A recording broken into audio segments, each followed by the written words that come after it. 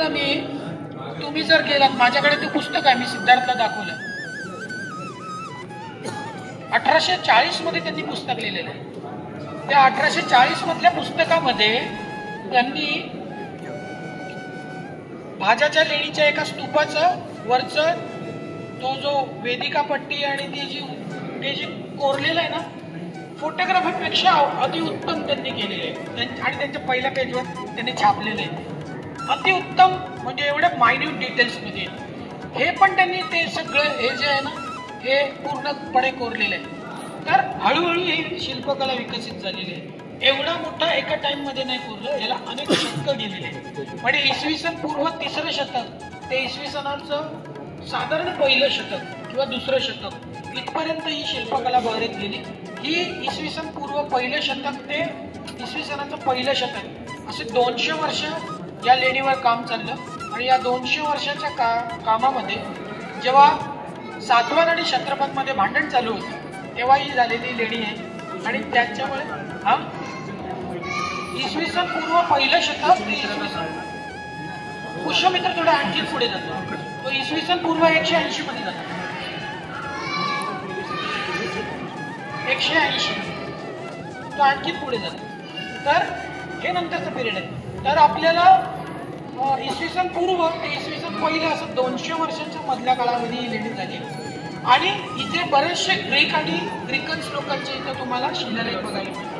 कारण तोपर्यंत ग्रीक लोक इथं स्थिरावलेले होते. आणि क्षत्रपांचं इथे होल्ड होतं. हे क्षत्रपांचं होल्ड होतं ह्याची साक्षीदार जी आहे ना, ती इथूनच बाजूला, जिला भूतलेणी म्हणतात. त्या भूतलेणीवरती 2 शिल्प आहेत. नाही भूतलेणी वेगळी जुन्नर मध्ये येते, ती माझा इथेच आहे. तर तिथे एक लेणी आहे, ती त्याचं साक्षीदार आहे. ती लेणी त्याची साक्षीदार आहे की सातवाहन आणि क्षत्रप हे दोघेही बौद्ध अनुयायी आहेत.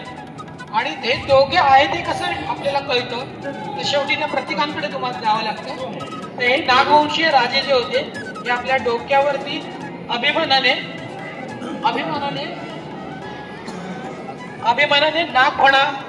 नागफणा मिरवायचे. ओके. तर हे लोक आपल्या डोक्यावर नागफणा अभिमानाने मिरवत होते. तर क्षत्रप हे पाश्चिमात्य देशातले होते, म्हणून त्यांच्या डोक्यावरती काय आहे, त्यांच्या डोक्यावर गरुड आहे. तर नाग आणि गरुड हे नैसर्गिक एकमेकांचे शत्रू आहेत. तसेच हे दोघे पण एकमेकांचे शत्रू आहेत. पण हे दोघी जण जेव्हा दिसतात आपल्याला, तर या दोघांच्या मध्ये आपल्याला कोण दिसतं, आपल्या याच्यामध्ये स्तूप दिसतो. स्तूप म्हणजे कोण, तर बुद्ध. तर हे दोघेही बुद्धांच्या जवळ, बुद्धांच्या साठी एकत्रित आल्याचा पुरावा म्हणजे ती भूतलेणी. आता हिला भूतलेणी का म्हणतात, तर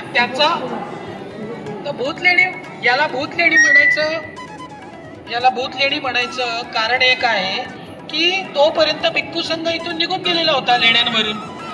आणि हे जी शिल्प दिसतात ती थोडी अमानवीय आहेत, कारण की त्यांच्या डोक्यावर नाग आहे आणि एकाच्या डोक्यावरती गरुड आहे. त्याच्यामुळे अमानवीय असल्या कारणाने त्यांना म्हणतात भूतलेणी. तिचा भूतांशी काही संबंध नाही. जसा पांडवांशी पण या लेणीचा काही संबंध नाही, तसा भूतांचा पण त्या लेणीशी काही संबंध नाही. पांडव लेणी का जनरली म्हटलं जातं सगळ्याच लेण्यात, त्याचं कारण असं आहे की प्राचीन आहे. हे सांगणार कसं, तू प्राचीन आहे तर खूप जुनी आहे हे तुम्ही थोडक्यात कसं सांगणार. तर ही पांडवांनी कोरली, एक त्याच्या पाठीमागची दंतकथा आहे. पांडवांनी ही लेणी कोरली नाही. ही पुंडरू तो एक वेगळी थेरी मांडली जाते. मी या थेरीने मांडतो की जुनी आहे, प्राचीन आहे, खूप आधी कोरलेली आहे. हे सांगण्यासाठी ते म्हणतात की पांडवांनी कोरलेली आहे. कारण तोपर्यंत जनमानसामध्ये पांडव लोक बसलेले होते, पांडव लोक डोक्यात घुसलेले होते, त्याच्यामुळे ते म्हणतात की पांडव लेणी. आता ही पांडवांनी लेणी नाही कोरली, याला पुरावा काय, तर इथले शिलालेख. दान देणारा म्हणतो की मी दान देतोय, दान देणारा माणूस आहे, त्यांनी दान दिलेलं आहे.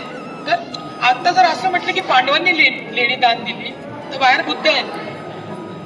पांडव बौद्ध होते का, नाही ना. चला, आवड